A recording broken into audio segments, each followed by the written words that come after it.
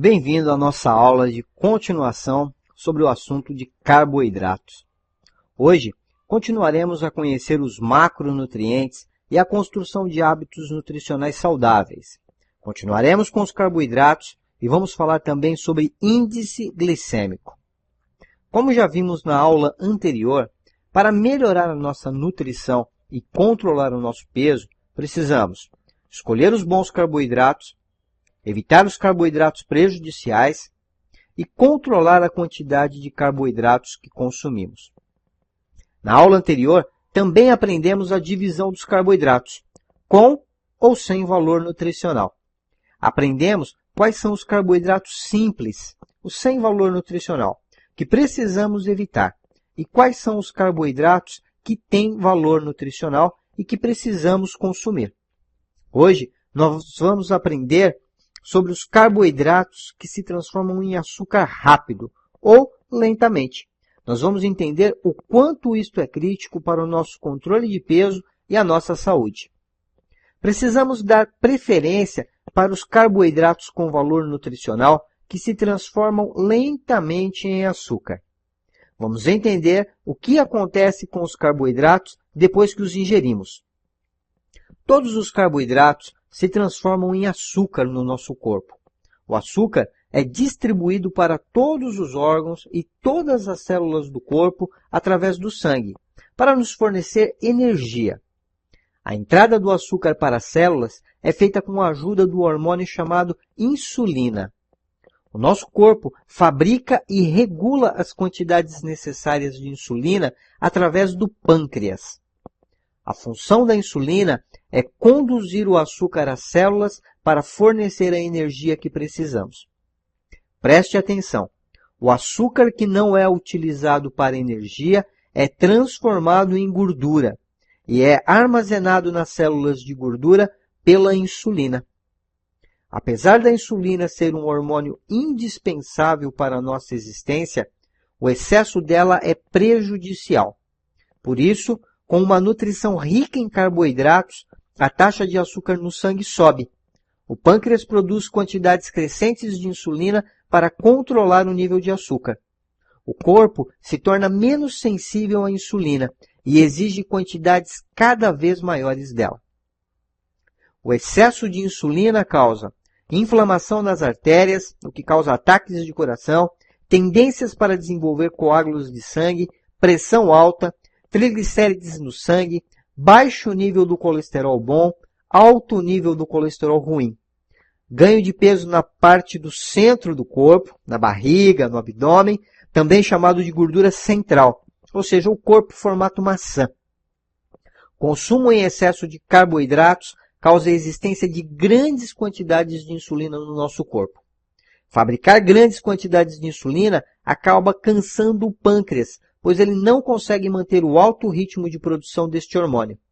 Queda na fabricação de insulina aumenta a taxa de açúcar no sangue. Prestem atenção que mesmo que os exames de sangue apresentem nível de açúcar normal, poderá haver exaustão do pâncreas por causa da alta produção de insulina.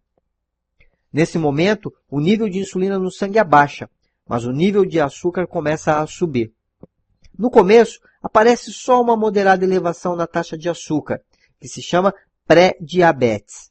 1 ano ou 2 depois, se não ocorrer nenhuma mudança no estilo de vida, aparecerá a diabetes. E aí nós falamos, eu não sei o que de repente me aconteceu. Eu sempre tinha um nível de açúcar equilibrado. Isso não é de repente, mas uma nutrição errada e repleta de carboidratos ao longo dos anos, que nos levou a essa situação. Hoje, mais do que nunca, reconhecemos o perigo da diabetes para a nossa saúde. Em uma geração, a quantidade de doentes de diabetes multiplicou por 6. De 30 milhões em 1985, passou para 177 milhões em 2000. Hoje, a diabetes afeta cerca de 230 milhões de pessoas no mundo inteiro. Em 2025, a previsão é de 380 milhões de pessoas. Esses dados são da Organização de Diabetes Americana. No Brasil, vivem em torno de 8 milhões de diabéticos. e ainda o mesmo número de pré-diabéticos. 90% dessas pessoas estão com excesso de peso ou já são obesas. A falta de informação nutricional, além de nos levar ao sobrepeso, também prejudica de maneira significante a nossa saúde e a qualidade de vida ao longo dos anos. Então, como podemos evitar o nível alto de açúcar do sangue que nos leva a engordar e prejudicar a nossa saúde? Para entender isso, é importante saber que o nível de energia, a sensação de saciedade e o funcionamento do nosso corpo são influenciados pela quantidade de açúcar no sangue. Quando o nível de açúcar no sangue estiver normal, nós estaremos concentrados e tranquilos. Quando o nível de açúcar no sangue estiver baixo, nós sentiremos fome, nervosismo, cansaço e baixo nível de energia. Quando o nível de açúcar no sangue estiver alto, nós sentiremos hiperatividade e a falta de concentração. O corpo funciona melhor quando o nível de açúcar é equilibrado. O nível de açúcar no sangue é influenciado pela quantidade de carboidrato que nós comemos e a velocidade da absorção deles no sangue. Mas o que quer dizer velocidade da absorção no sangue? O alimento que quebra com facilidade é absorvido rápido dentro da corrente sanguínea e aumenta o nível de açúcar de forma acentuada. Consequentemente, o pâncreas reage fabricando alta quantidade de insulina, que depois abaixa o nível de açúcar de forma rápida. Assim sentiremos fome novamente depois de um curto intervalo de tempo. Isso significa que a escolha dos alimentos que são absorvidos rápido na corrente sanguínea nos sacia rápido, mas por curto tempo. Logo depois, cairá o nível de açúcar e em 1 hora, 1 hora e meia ou 2, teremos fome novamente. Do outro lado, o alimento que quebra devagar libera o açúcar gradativamente para a corrente sanguínea. Aumenta o nível de açúcar de forma mais lenta e essa elevação é mais demorada. O aumento moderado do nível de açúcar leva à reação moderada na fabricação de insulina e abaixa o nível de açúcar moderadamente. Isso significa que a escolha dos alimentos que quebram lentamente nos saciam por mais tempo e de maneira equilibrada e ajuda a manter a nossa saúde. Lembrando, a função da insulina é equilibrar o nível de açúcar, mas o nível alto de insulina incentiva o armazenamento de gordura no corpo. Por isso, quando o nível de açúcar é alto no sangue, estamos engordando. Esta é a zona de engordar. Quando o nível de açúcar está baixo no sangue, sentimos fome, ansiedade, fraqueza. Essa é a zona da fome e da ansiedade. Quando o nível de açúcar está normal, funcionamos melhor e queimamos gordura. Essa é a zona de queima de gordura. Está claro, então, que precisamos preferir alimentos que quebram em açúcar devagar para a corrente sanguínea, para não causar aumento acentuado e uma descida rápida no nível de açúcar. Agora, como podemos saber quais os alimentos que aumentam o nosso nível de açúcar no sangue de forma rápida e quais são os alimentos que aumentam o nível de açúcar de forma lenta? Para essa finalidade, vamos conhecer um importante indicador, o índice glicêmico. O índice glicêmico é a medida que refere-se à velocidade com que os alimentos à base de carboidratos aumentam os níveis de açúcar no sangue. Ele classifica os carboidratos de acordo com o seu efeito nos níveis de glicose no sangue. Como ponto de referência, pegaram a glicose, que é um tipo de açúcar, e deram para ela um índice glicêmico igual a 100. Todos os outros alimentos estão medidos em comparação à glicose. Exemplo, o índice glicêmico da maçã é 38, do cereal é 84, do pão branco é 70. Alimentos com índice glicêmico acima de 70 causam rápida reação de insulina. De 55 até 65, a reação de insulina é moderada. E abaixo de 55, não tem nenhuma reação de insulina. Isso quer dizer que comer uma maçã vai influenciar em aumento moderado do nível de açúcar no sangue. enquanto que comer cereais vai aumentar o nível de açúcar no sangue de forma mais rápida. Esse índice não leva em consideração a quantidade de carboidratos no alimento, mas o ritmo da absorção deste pelo sangue. O ritmo de aumento do nível de açúcar no sangue tem como consequência o aumento da produção de insulina pelo pâncreas. Para concluir, carboidratos com índice glicêmico alto aumentam o nível de açúcar de forma acentuada e vai baixar também de forma acentuada. Os carboidratos com índice glicêmico baixo aumentam o nível de açúcar de forma mais lenta e também vai baixar de forma mais lenta. A classificação dos alimentos pelo índice glicêmico. Vocês têm no site, na parte de acessórios, uma tabela de índice glicêmico. Faça uso dela para programar as suas refeições e dê preferência aos alimentos com índice glicêmico baixo. Mas preste atenção, alimentos com índice glicêmico baixo podem ter alto valor calórico. Quantidades grandes vão te engordar. Nós vimos que o nível de energia, a sensação de saciedade e o funcionamento do nosso organismo estão afetados pelo nível de açúcar no sangue. Quando o nível de açúcar cai, normalmente por causa de grandes intervalos entre as refeições, nós vamos sentir, além de nervosismo e baixa energia, uma fome incontrolável por carboidratos. Quando o nível de açúcar vai subir, consequência de comer carboidratos com índice glicêmico alto ou muito carboidrato, o nosso corpo aumentará a produção de insulina para baixar o nível de açúcar. A nutrição desequilibrada causa oscilação entre os picos do nível de açúcar no sangue. Vamos ver um exemplo.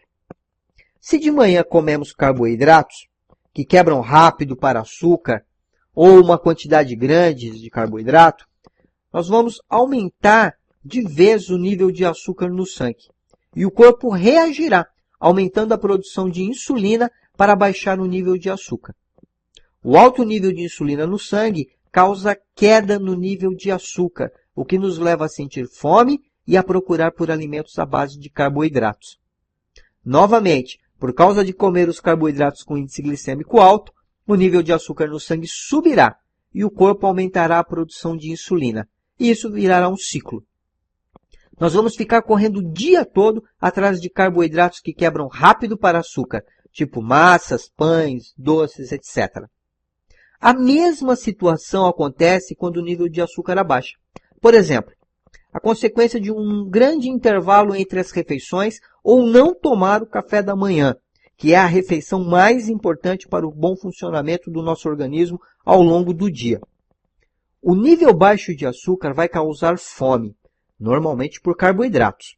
Comendo carboidratos com índice glicêmico alto, aumenta o nível de açúcar. O corpo reage, aumentando o ritmo de produção da insulina. A insulina vai baixar o nível de açúcar e novamente vamos perder o controle. Isso significa que o nível de açúcar no sangue alto ou baixo nos levará a engordar e prejudicar a nossa saúde. Então, como mantemos o equilíbrio do nível de açúcar no sangue ao longo do dia? Para manter o nível normal de açúcar ao longo do dia, é preciso que ele não aumente e nem abaixe rápido. Para o nível de açúcar não aumentar, não exagerar na quantidade de carboidratos que comemos. Escolher os carboidratos que quebram para açúcar no sangue lentamente e gradativamente, ou seja, com baixo índice glicêmico. Agora, para o nível de açúcar não abaixar, precisamos distribuir as refeições ao longo do dia e não fazer grandes intervalos entre elas. É importante entender que tudo começa a partir da manhã, na parte da manhã. Os nutricionistas afirmam que o café da manhã saudável é a principal refeição do dia. O café da manhã vem depois do jejum da noite. Isso significa de 10 a 12 horas que não comemos nada. E nesse tempo, o corpo usou os nutrientes para a construção e renovação das células. Se o café da manhã não existe, o nível de açúcar cai.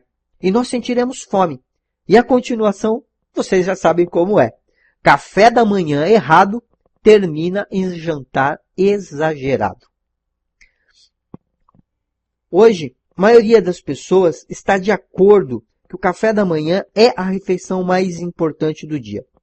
Mas mesmo assim, Se perguntarmos a elas o que elas comeram hoje no café da manhã, receberemos as seguintes respostas. Não tenho tempo para café da manhã. Nunca sinto fome antes das 12 horas. Eu tomo café com bolo de manhã. Eu como sanduíche no trabalho. Eu levo um pão com qualquer coisa para a escola. Café da manhã errado começa o dia errado. Agora nós entendemos a importância do café da manhã. E podemos entender porque milhões de pessoas no mundo usam o shake da Herbalife não só para eliminar peso, mas como um café da manhã ideal. Essa refeição balanceada fornece ao corpo energia para começar um novo dia e repor todos os nutrientes necessários, mas com baixas calorias. Os melhores atletas do mundo também usam o shake da Herbalife como uma nutrição complementar. São vários times de futebol patrocinados pela Herbalife ao redor do mundo. Entre eles o Los Angeles Galaxy, o time do Barcelona. E dentro do time do Barcelona, Lionel Messi, que foi considerado 2 vezes consecutivas o melhor jogador do mundo. No Brasil, já são vários times de futebol recebendo esse patrocínio nutricional.